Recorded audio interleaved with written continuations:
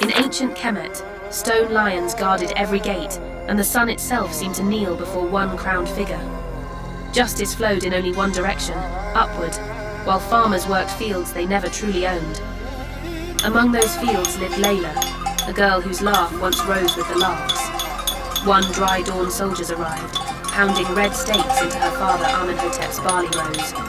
A tax captain barked that the land now served Pharaoh Merikare. Layla felt anger bloom like fire in dry grass. She whispered, "If a ruler steals bread from children, who will honor his name?" A neighbor begged her to hush, but the words had already flown. Carried on a single breath, they would reach the alabaster halls of Memphis faster than any courier camel. And when they arrived, nothing in the kingdom would be the same. The red stakes looked like fresh wounds in the soil, each one a royal dagger aimed straight at poverty-stricken hearts. The chief collector doubled the harvest tax and threatened jail if the family fell short. Amenhotep's knees buckled, yet before the whip could crack, Layla stepped between him and the soldiers. She stared at the leather coil and spoke with calm fire. A ruler who robs the poor invites famine to his own table. Gasps rippled across the village square, some fearful, some thrilled. The collector's hand twitched, but he paused. A public beating might spark revolt. Instead, he hissed, "Your words will reach the palace." Dust swirled as the patrol withdrew. In that charged silence, villagers realized a line had been crossed, and no one could pretend life would return to normal. All saw. Trumpet blasts cracked the cool air 3 mornings later, as a gold-trimmed chariot glided into Per Bastet. A herald in lapis robes unrolled a scroll glinting with wax seals. By decree of Pharaoh Merikare, Layla, daughter of Amenhotep, shall stand before the royal court. Mothers clutched infants, elders stared at their sandals. Layla's mother slipped a clay scarab into her daughter's hand for courage. Her father promised she would never face shame alone. Even the village priest's blessing felt thin against the swirl of fate. Layla climbed aboard, skirts brushing polished cedar. The road to Memphis cut through fields that fed the realm yet starved the farmers who tilled them. She noticed grand villas framed by fountains while poor hamlets baked in dust. Anger and awe braided inside her heart, but resolve steadied her breath. She would not bend. The grand audience hall shimmered with painted victories and ceilings flecked with lapis stars. At its center sat Merikare, serpent crown blazing. He studied Layla like a strange constellation. "You dare correct my officers?" he asked, voice soft but edged in steel. Layla met his gaze. A pharaoh who crushes honest words weakens his own throne. Silence fell hard, then, unexpectedly, was broken by the pharaoh's amused chuckle. Curiosity replaced irritation. He posed a challenge. "Bring me Egypt's greatest treasure that costs nothing. Fail and your family loses their land." Courtiers smirked at the impossible riddle, certain of her downfall. Given 3 days, Layla bowed in acknowledgement, not submission, and was escorted out. Merikare drummed jeweled fingers on the throne, wondering if this village girl might prove more diverting than any festival.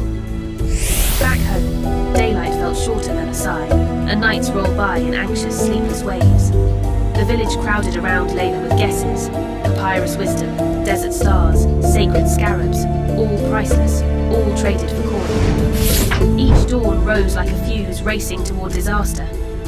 Her little brother asked whether Pharaoh would seize their hut. Layla hugged him and promised, "Not while I breathe." Exhaustion pricked her eyes, but surrender was unthinkable. Giving up now would doom generations to hunger. The final evening found her alone by an empty granary, staring at a crescent moon so thin it looked like a blade. Panic whispered that she had misread fate, until distant frogs croaked beside the riverbank, steering her feet toward the Nile. The river shimmered under moonlight, a silver ribbon alive with hidden power. Kneeling at its edge, Layla watched children's laughter echo from her memory.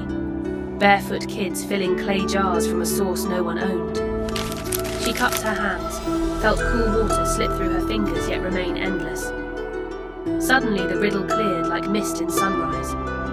The Nile's gift was life itself, free to all. Hope surged.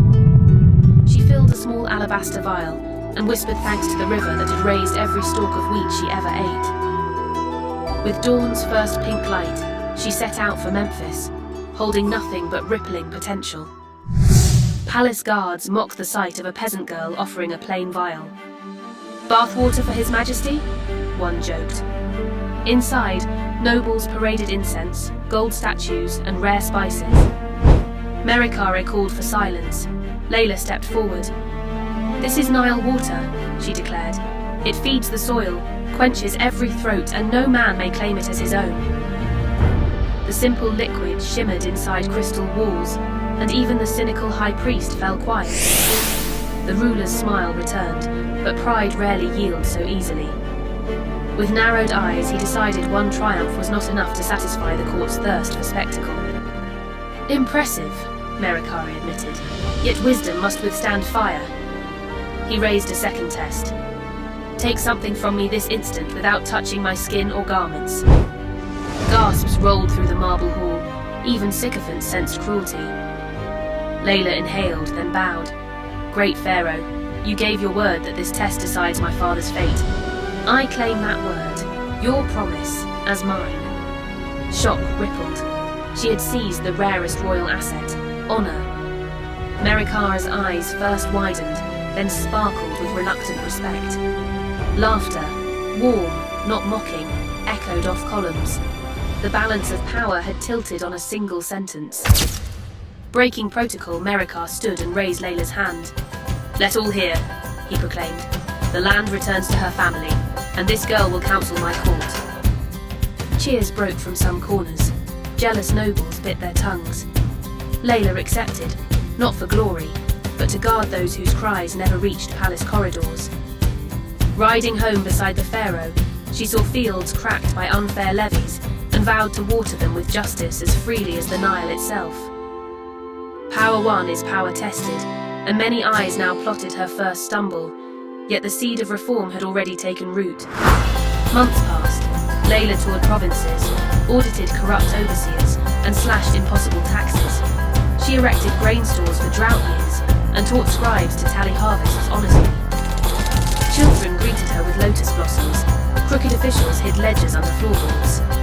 Legends claimed crops grew taller where she walked, though truth blamed better irrigation. Traits that made her beloved, plain speech, quick wit, irked elites who thrived on fear. Bribes failed, forged scrolls crumbled under her scrutiny. Each victory sharpened her legend, and resistance slowly cracked like sun-baked clay. Grey touched Layla's temples, but her eyes still shone like river light. She retired to Père Bastet, teaching local children to read by torch glow and reminding them that rulers are servants, not gods. Travellers paused merely to hear the tale firsthand. Some swore the Nile itself ran clearer after her triumph, as though honoured by her faith. When Layla's final breath left her lips, elders poured river water over her resting face and whispered, "Life to the life-giver." In a land once silenced by power, her daring words kept echoing, assuring every child that even giants must answer to truth. Statues crumble, crowns rust, dynasties fade like footsteps in the desert wind.